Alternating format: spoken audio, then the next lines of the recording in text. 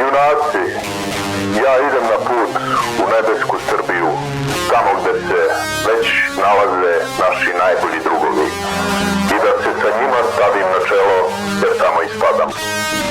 A vi nastavite započeto delo i budite svima i svakome primer kako se živi i umire za istinu, kralja, narod i otadžbinu.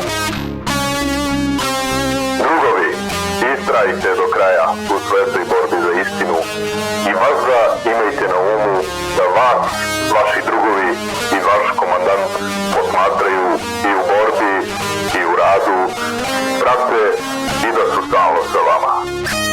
Zaboravite na sebe i svoje lične brige i nevolje, jer su i suviše beznačajne i male prema nevoljama srpskoga naroda. Svojim životom iskupite bolji i siguran život srpskoj otadžbini.